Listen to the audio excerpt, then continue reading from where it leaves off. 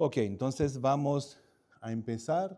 Estamos en un nuevo mes, ya enero ya se fue y estamos el primer domingo de febrero, ¿verdad?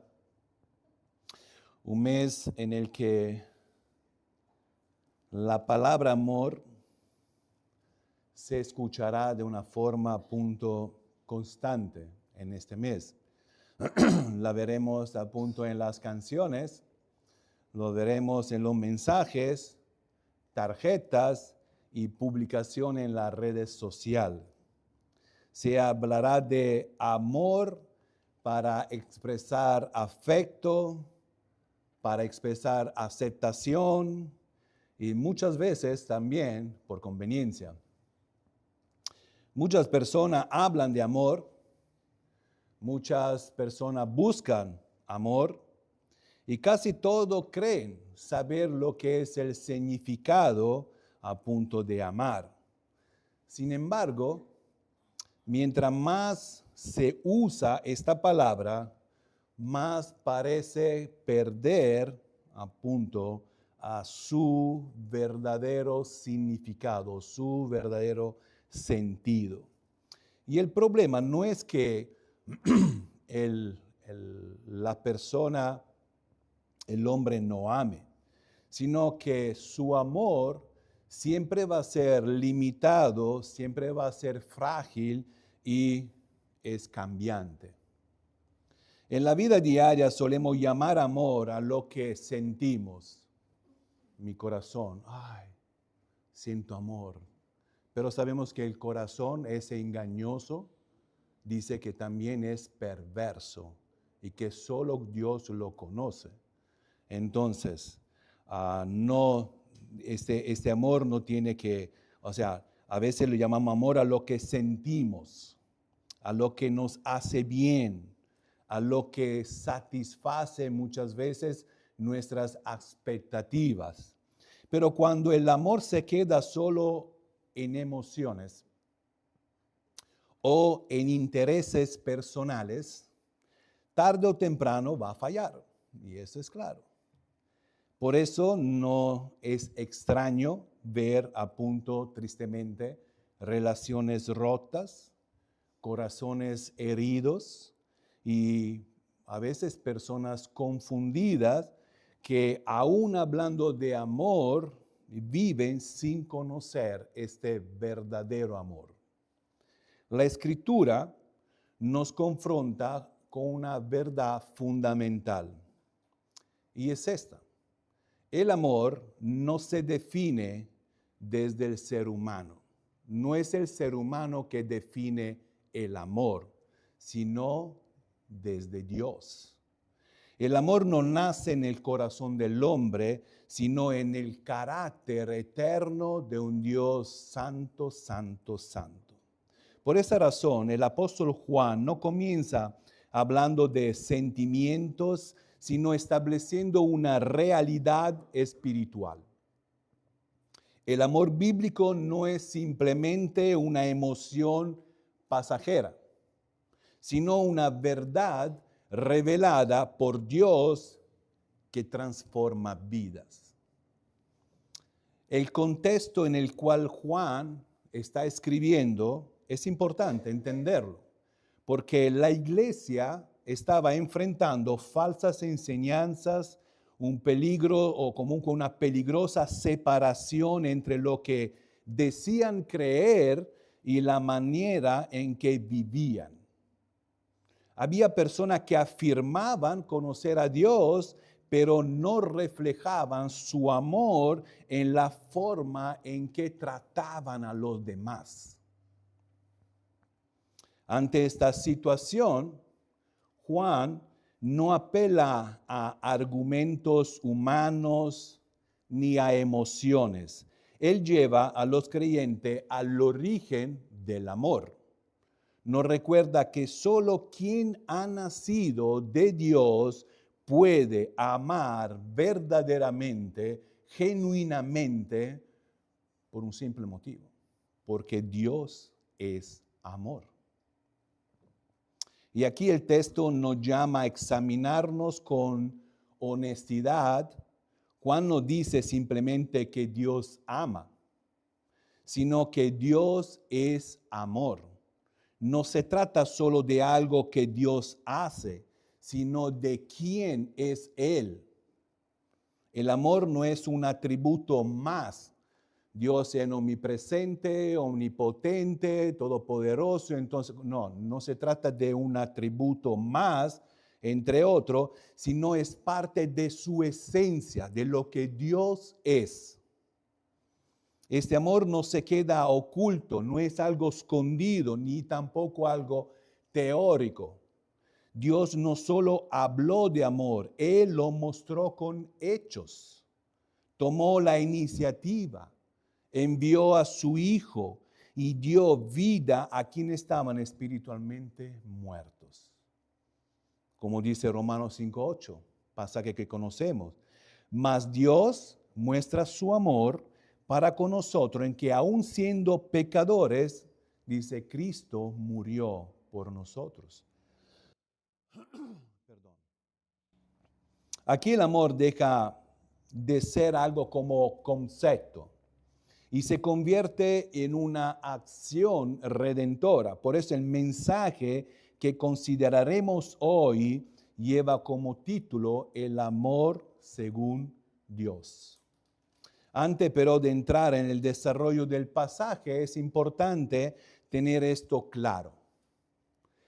Si no permitamos o no permitimos que Dios nos enseñe sobre lo que es el amor, seguiremos amando según nuestros propios criterios que a punto son limitados y imperfectos.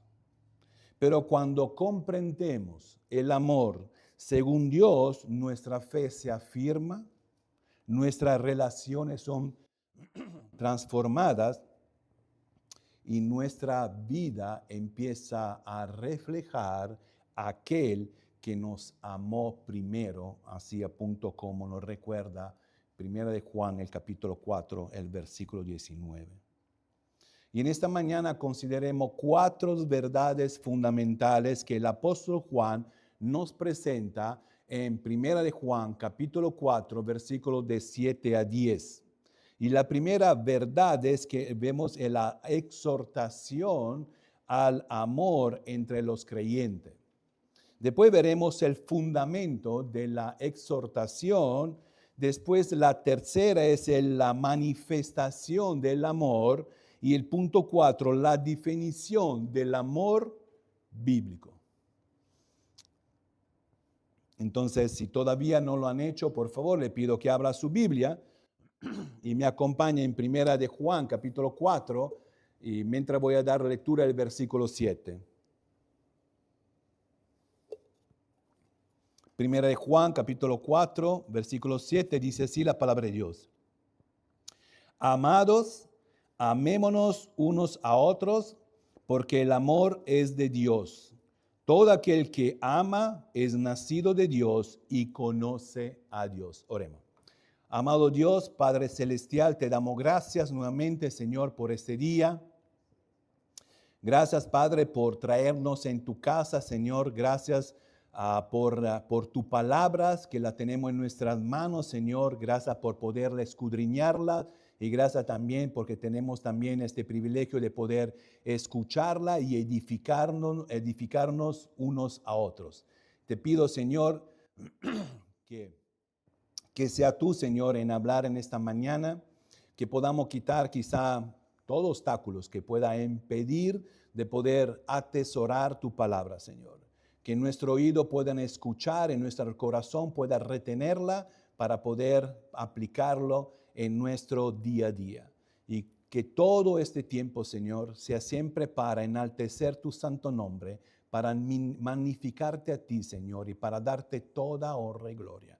Y todo te lo pedimos en el nombre de nuestro Señor Jesucristo. Amén y amén.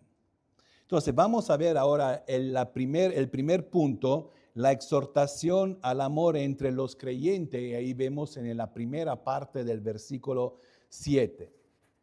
Después de reconocer cuán limitado y frágil puede ser el amor humano, el apóstol Juan dirige su mensaje a los creyentes con un llamado claro y directo.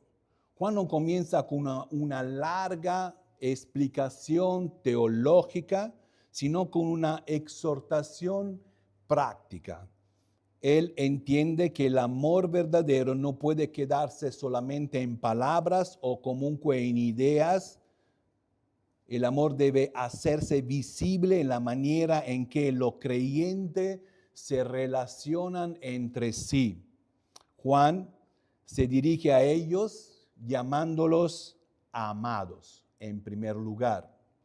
Esta palabra expresa cercanía, afecto y un cuidado pastoral. No la usa para suavizar el mensaje, como que lo llama amado para que después le voy a tirar su bibliazo, ¿verdad?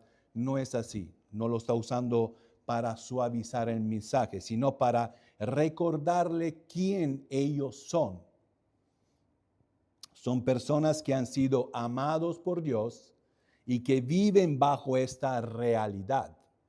Desde esta identidad como hijo amado, están llamados también a amar de una manera distinta de la que el mundo enseña. La exhortación es sencilla, pero es profunda. Juan dice, amémonos, amémonos. Y es un mandato, amémonos. Este amor no depende de simpatía personal. Bueno, sé que el hermano no me... no, a ti no porque, por la nada. O de afinidades de carácter, ¿verdad? No se está hablando de esto. No se basa en lo que sentimos, sino que se demuestra con hechos buscando siempre el bien del otro.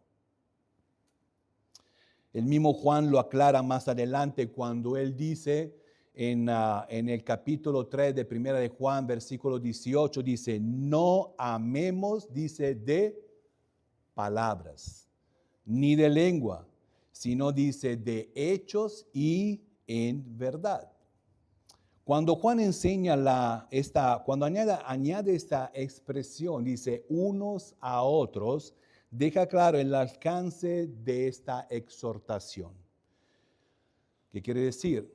Que el amor bíblico no selecciona los destinatarios. A ti sí, no, a ti no, a ti sí. No, es una broma. ¿Me entiendes? No seleccionas destinatarios. Aquí yo voy a amar, aquí no voy a amar. Esto no es el amor bíblico, sino no hace distinciones. No se limita a quien piensan como nosotros. Ay, mira, él tiene el mismo equipo que yo, entonces, wow, somos pata, excelente. No es esto. No quiere, o sea, no se limita a quien piensan como nosotros, a quienes nos tratan bien o quienes nos resultan agradables. No es esto.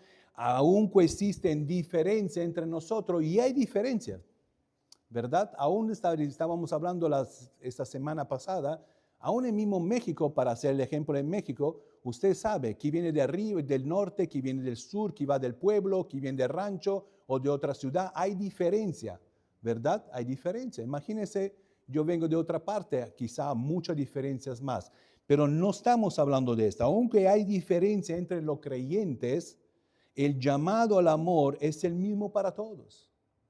Para todos, no hacemos distinciones. Este mandato no es nuevo en la epístola de Juan. Y Juan insiste una y otra vez en amar fraternal porque entiende que el amor no es un aspecto secundario en la vida del creyente, sino una evidencia visible de una fe auténtica. Si Dios es amor, entonces yo soy llamado a mostrar este amor por medio de mi vida. Donde hay comunión con Dios, el amor debe reflejarse en la relación, en este caso, entre hermanos.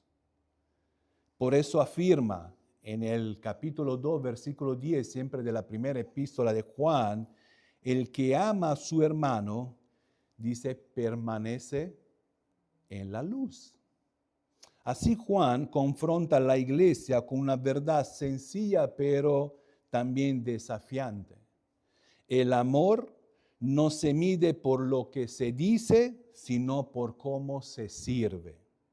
Si el amor que ofrece el mundo es frágil y muchas veces falla, el llamado de Dios es que el amor dentro de su pueblo sea real, sea constante y visible, que se vea. Hemos sido amados por Dios y por esa razón el amor fraternal debe expresarse de manera concreta dentro del pueblo de Dios. Este amor no nace de un esfuerzo humano, ni de la voluntad personal, como que yo a esta persona sí, pero a esta persona no, sino que tiene su origen, ese fundamento en el mismo Dios. Y aquí vemos el segundo punto, el fundamento a punto de esta exhortación en amarnos unos a otros. Por eso que después de exhortarnos a amarnos unos a otros, Juan ahora explica por qué ese llamado no es opcional, como una opción. El fundamento de lo que define la palabra amor no está en la perspectiva humana, claramente, ni en la cultura, ni en las emociones, sino está en Dios. Juan comienza con una afirmación profunda y clara. Y dice, porque el amor, dice, es de Dios. Y con esta palabra Juan enseña que el amor tiene su origen no en el mundo, sino en Dios mismo. No se aprende del mundo, ni nace el amor en el corazón humano, sino que fluye de Dios porque procede de su propia naturaleza. Luego, al afirmar que Dios es amor, nos revela algo aún más profundo. El amor no solo viene de Dios, sino que forma parte a punto de su misma esencia. Por eso cuando Juan declara, todo aquel que ama, dice, es nacido de Dios, está estableciendo una conexión entre el amor y el nuevo nacimiento. El nuevo nacimiento es cuando nosotros nos arrepentimos y ponemos fe en Cristo Jesús. Hay un nuevo nacimiento. Entonces aquí hay una conexión entre el amor y este nuevo nacimiento. El amor no es la causa, y esto lo sabemos, no es la causa de la salvación, pero sí una evidencia de ella. O sea, no es que yo amo y entonces por esto yo voy a ser salvo, en ese sentido. Para ser salvos sabemos que tenemos que arrepentirnos y poner nuestra fe en el Señor Jesucristo. Pero a punto es la evidencia, a punto de esta salvación. He sido salvado, entonces una de las formas que voy a evidenciar mi salvación y apunte por medio del amor. El que ha nacido de Dios ha recibido una nueva vida y esa vida se refleja de manera natural en su forma de amar. Juan usa un lenguaje relacional cuando dice que el que ama, dice, conoce a Dios. Ahora, en la Escritura, conocer a Dios ya sabemos lo que significa, ¿verdad? O sea, no significa solo tener informaciones acerca de quién es Dios. No es esto conocer a Dios, ¿verdad? Sino conocer a Dios implica que una relación viva, real, transformadora. Esto es conocer a Dios, cuando yo tengo una relación personal con Él, no cuando tengo solamente información. Entonces, una comunión constante que claramente va a afectar mi manera de vivir, y por eso Juan es claro y directo en el versículo 8, diciendo, el que no ama no ha conocido a Dios. Juan no está hablando de una falta de conocimiento intelectual, sino de una falta de relación. Por eso dice que al que no ama, no ha conocido a Dios, porque está hablando de una falta de relación con Dios. Una persona puede saber mucho acerca de Dios, hablar correctamente de doctrina y saberla todas. Y tú le dices, a ver, ¿dónde está este pasaje? Boom, y te lo trova al toque y ya conoce de memoria la cita bíblica. Y hay muchas personas que sí, tienen este don de conocer mucho de la palabra de Dios, pero aún así pueden no conocer a Dios de una manera real. La ausencia de amor revela la ausencia a punto de comunión con Dios. Donde no hay amor, no está operando la vida de Dios en el creyente o en esta persona. Y esto no significa que un creyente nunca falle en amar. Nos equivocamos muchas veces, ¿verdad? Sino que una vida caracterizada por la falta de amar. Ahí esto es lo que se está diciendo. Evidencia a punto que no ha habido un nuevo nacimiento. En las personas que carenten en amar, dice de ser creyente, si hay carencia en amar, es una falta, a punto, una evidencia que no ha habido un nacimiento genuino.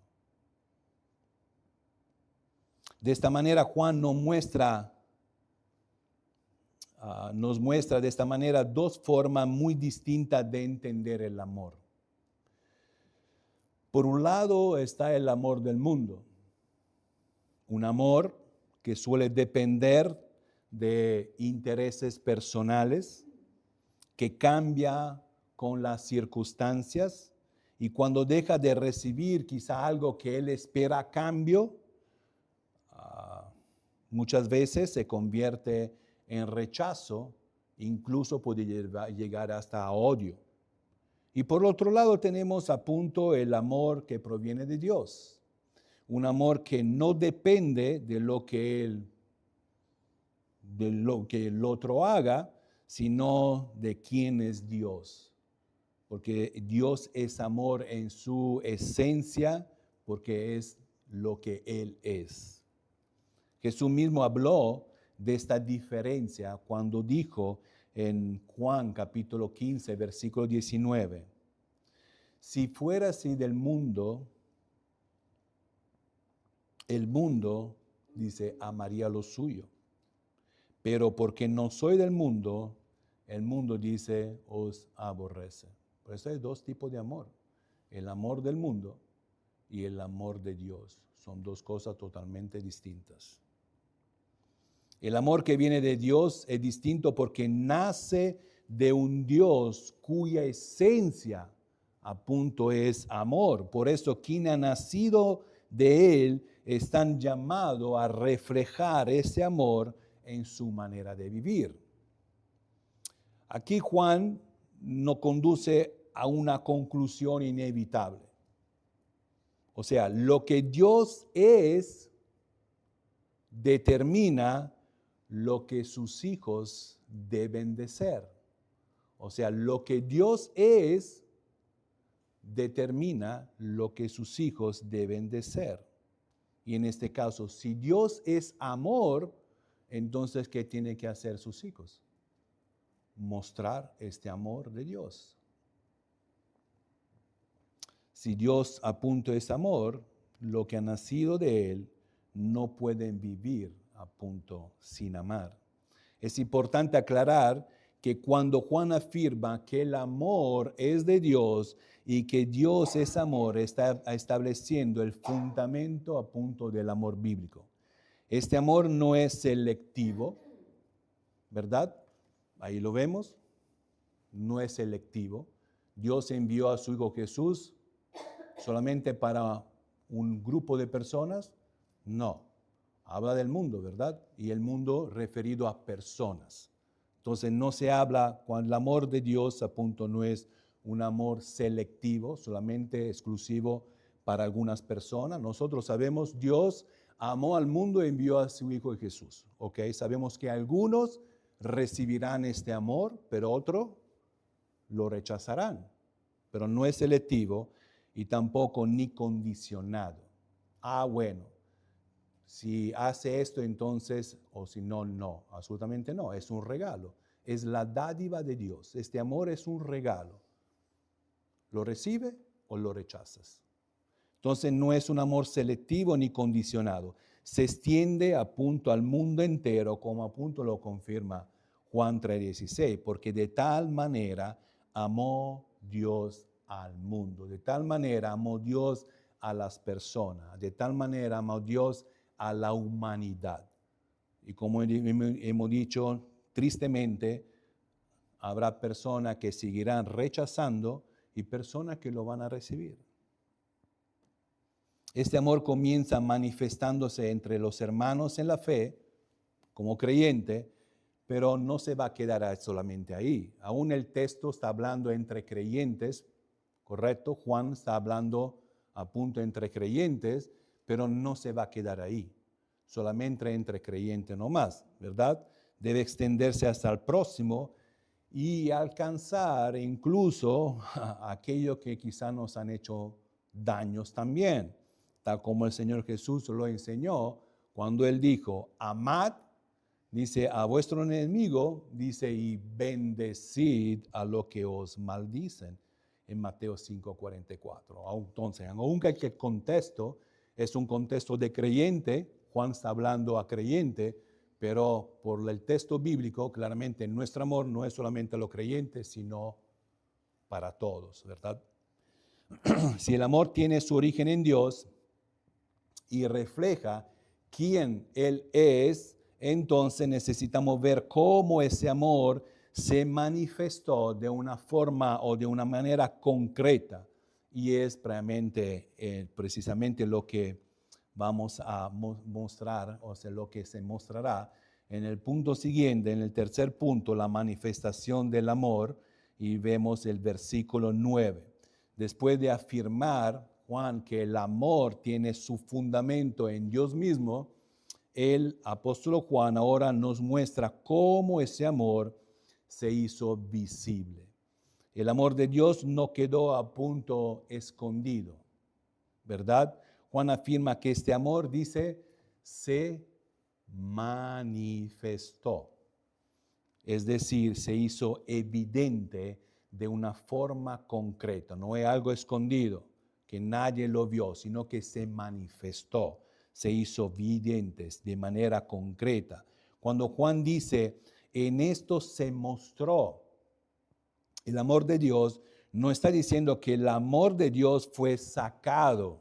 O sea, no se está diciendo que el amor fue sacado de Dios, fue sacado a la luz, fue hecho público para que pudiera ser visto y ser comprendido este amor.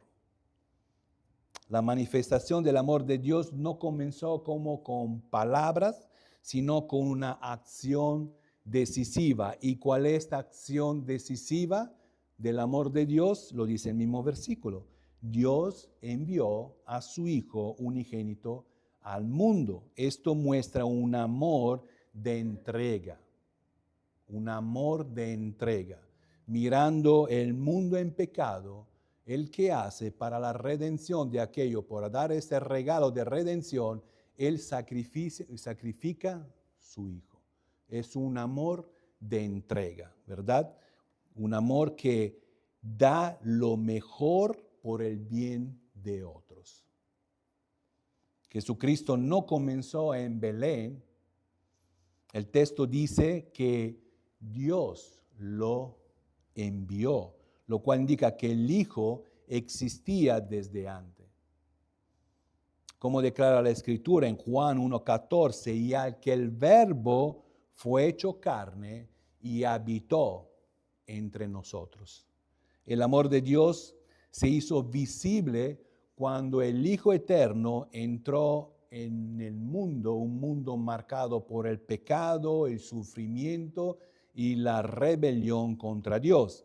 La Biblia afirma que esta fue la demostración suprema del amor de Dios. Dice, mas Dios muestra su amor para con nosotros, en que siendo un pecador, Cristo murió por nosotros. Dios no esperó que el ser humano cambiara, ni que demostrara algún mérito alguno. El amor de Dios actuó primero, fue un amor que buscó al pecador cuando aún estaba lejos de él. Toda la vida y el ministerio de Jesús siempre apuntaron a la cruz, porque ahí el amor de Dios alcanzó su máxima expresión. Siglo antes, el profeta Isaías había anunciado a punto que el Mesías cargaría, dice, con el pecado de muchos. En Isaías 53, versículo de 5 a 6, dice: mas el herido fue por nuestras rebeliones, por nuestros pecados, mas Jehová, dice, cargó en él el pecado, dice, de todos nosotros. En la cruz el amor de Dios no ignoró el pecado, sino lo enfrentó y lo pagó con el sacrificio de Cristo Jesús. Ahí Cristo tomó sobre sí el cargo o común el castigo que correspondía a cada uno de nosotros, a cada pecador, cumpliendo plenamente y satisfaciendo plenamente la justicia de Dios. Juan también nos muestra el propósito de este envío cuando dice: para que vivamos por Él. El problema del ser humano no es solamente moral en cuanto a pecado, sino también es espiritual. ¿Por qué? Porque estaba muerto, dice Efesios 2:1, en su delito y pecado. Por eso Cristo tuvo que morir, para que nosotros pudiéramos vivir. Jesús mismo lo declaró con claridad en Juan capítulo 5, 24. El que oye, dice, mi palabra y cree, que dice, ha pasado de muerte a vida. Ahora, vivir por Él, ¿qué quiere decir vivir por Él? Ahí está la pregunta. Vivir por Él significa que nuestra vida depende de Cristo. Vivir por Él significa que nuestra vida depende de Cristo, se sostiene en Cristo y encuentra su sentido en Cristo. Como dijo el apóstol Pablo en Gálatas 2:20, un versículo que ya conocemos. Con Cristo estoy juntamente crucificado. Ya no vivo yo, dice, más vive Cristo en mí. Entonces en Cristo vemos con claridad cómo el amor de Dios. Él buscó al perdido, perdonó al pecador, sirvió con humildad y entregó su vida a punto por otros. Por eso Jesús puede decir: el que ha visto a mí, ha visto al Padre, en Juan 14:9. El amor del Padre se hizo visible en la persona de Cristo, su Hijo. Ya no es necesario preguntarnos cómo ama a Dios. Basta mirar a Cristo, basta mirar a la cruz y no automáticamente podemos responder cómo ama a Dios. Y al contemplar esta manifestación a punto tan clara y tan costosa de este amor de Dios, Juan nos conduce de manera natural al siguiente o la siguiente verdad del pasaje, o sea, la definición del amor en su esencia más profunda. Y aquí llegamos al último punto. Después de mostrarnos cómo el amor de Dios se manifestó, Juan ahora define de una manera clara qué es el amor. No deja espacio para interpretaciones humanas ni para confusión. Dice con precisión: en esto consiste el amor. Es decir, aquí está la esencia del amor. aquí está la medida correcta. Aquí está la verdadera definición de lo que es el amor. Juan comienza aclarando algo fundamental. Él dice, no, el amor no es no, él dice, en que nosotros hayamos amado a Dios. Esto no es el amor, no es que empezó en nosotros hacia Dios. El ser humano por naturaleza no ama a Dios, y esa es la realidad. No ama a Dios. Romano dice que nadie busca a Dios en capítulo 3.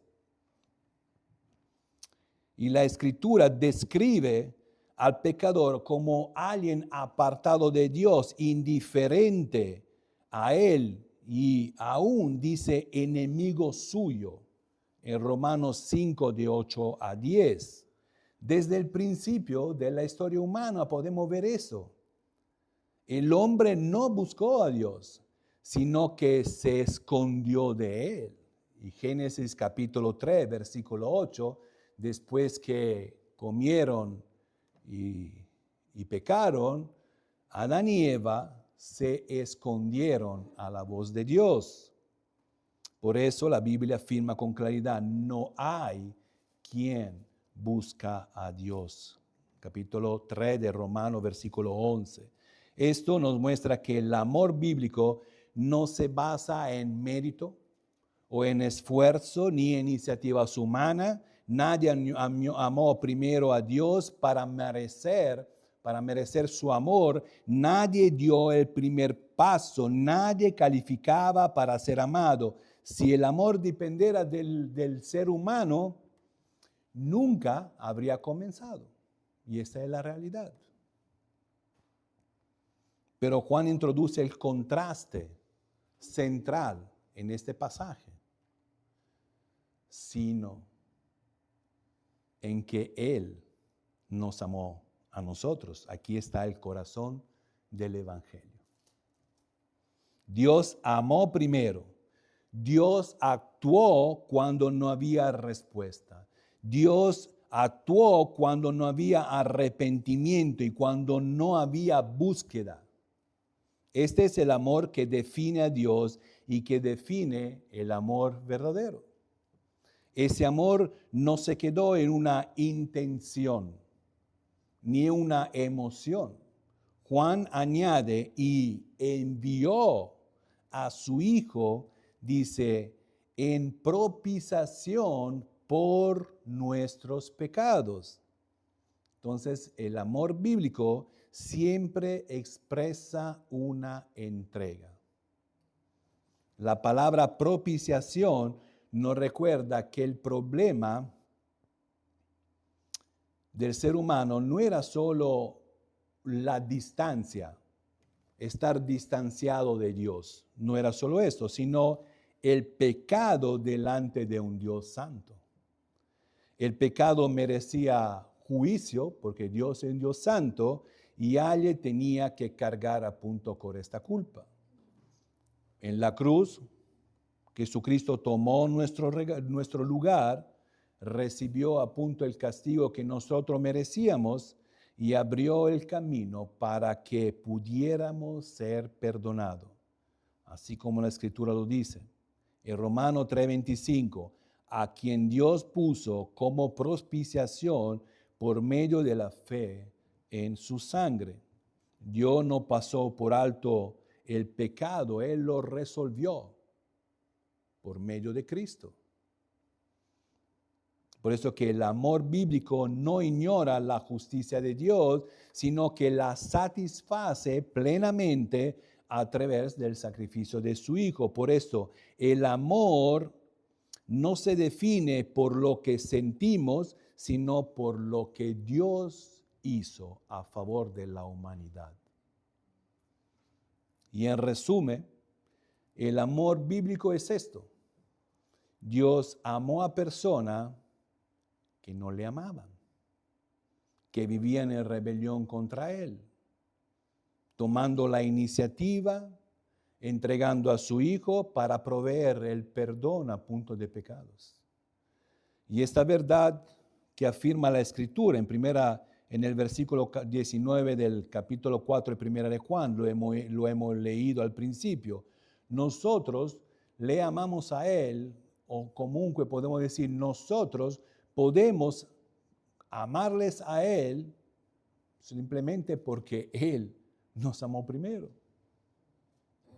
Este es el amor según Dios, un amor que nace de Él, se manifiesta en Cristo y transforma la vida de quien lo recibe. Y precisamente porque hemos sido amados de esta manera, Juan nos lleva ahora a la aplicación, una aplicación práctica de este amor en nuestra vida diaria, el cual no admite excusa.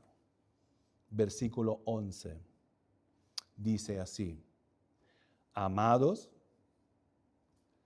si Dios nos ha amado así, debemos también nosotros amarnos unos a otros. La palabra así, cuando dice así, resume todo lo que Juan ha venido enseñando.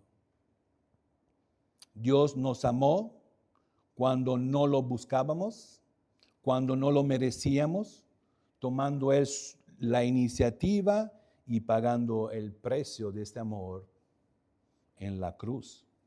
Y este amor recibido se convierte comunque ahora en una responsabilidad en la vida de cada creyente. Cuando dice sería bueno, ni tampoco dice, bueno, sería recomendable, ni tampoco, ¿verdad? Dice con claridad, debemos.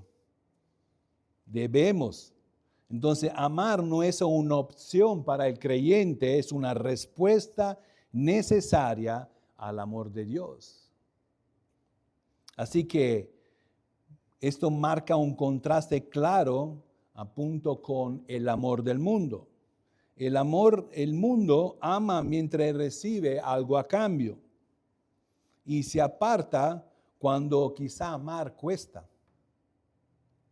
Pero el amor según Dios no depende de las conveniencias, ni tampoco depende de las circunstancias, ni del trato que uno pueda recibir.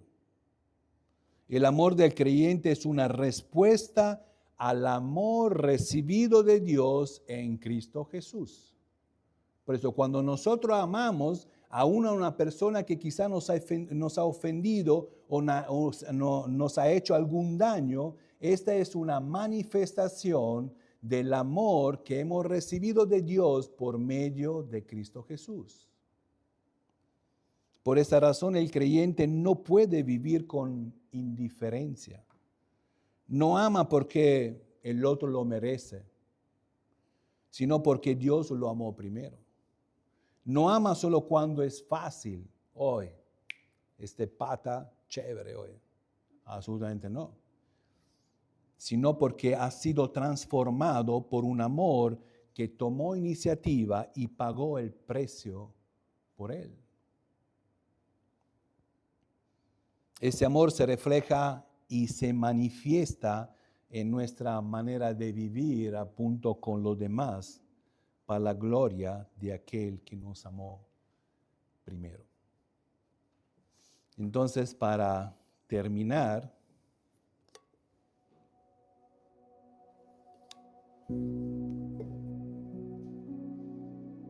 lo que hemos visto hoy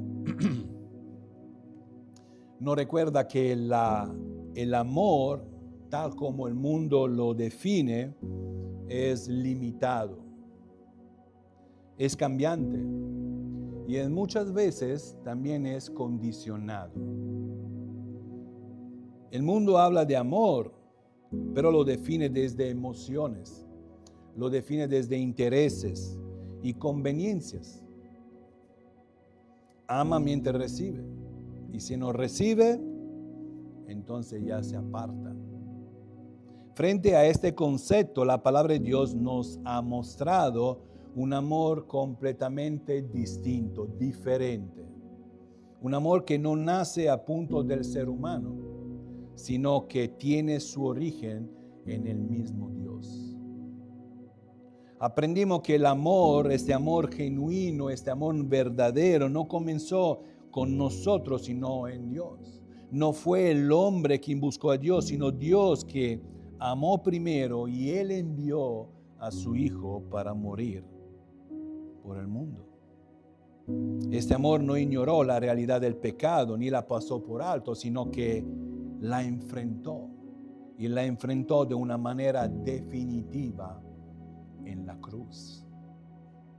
Cuando Jesús dio su vida en nuestro lugar por nuestros pecados, ahí Dios mostró de una vez y para siempre cómo Él ama.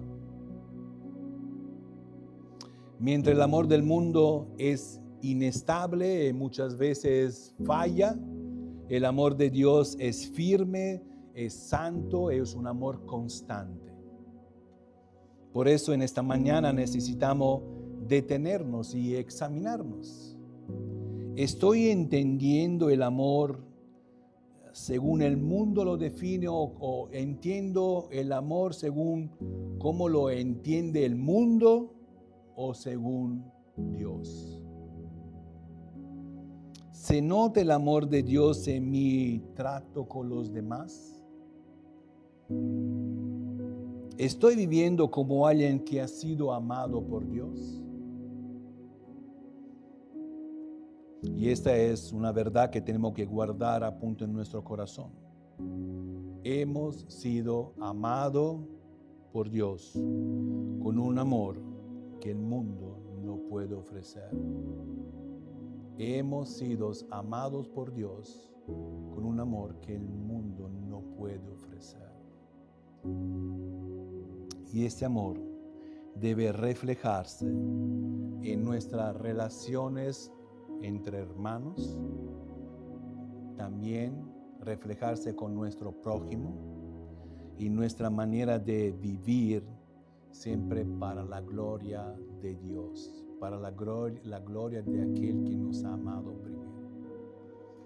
Nos ponemos de pie, por favor, para terminar en oración. Oremos. Señor, te damos gracias.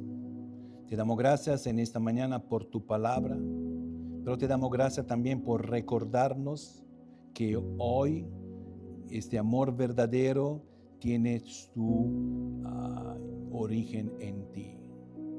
Gracias porque en Cristo Jesús manifestaste tu amor de una manera clara, de una manera perfecta, y porque por medio de Él hemos recibido este regalo, esta vida eterna.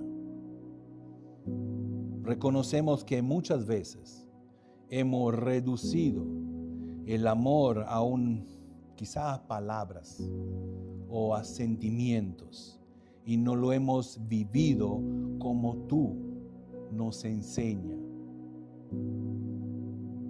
Perdónanos cuando no hemos reflejado tu amor. Las veces quizás que no hemos perdonado a algunas personas que quizás nos hizo algún daño. Ayúdanos, Señor, para que en nuestra actitud, en nuestro hablar, en nuestro caminar, siempre podamos expresar este amor que tú nos has dado primero por medio de Cristo, este amor, Señor, que genuino, este amor, Señor, que necesitamos hacer ver al mundo, Señor, un amor distinto de cómo el mismo mundo lo define. Ayúdanos a punto a vivir como hijos que han nacido de ti, reflejando tu amor en nuestras relaciones con nuestros hermanos, pero también con las personas con nuestros vecinos, con nuestras familias, con la persona a nuestro alrededor, aún con aquellos que no nos conocen. Gracias porque tu amor nos guía y nos sostiene en nuestro caminar diario. Te pedimos que tu amor gobierne nuestro corazón y sea visible en nuestro vivir de cada día. Y todo esto te lo pedimos en el nombre de nuestro Señor Jesucristo. Amén y amén.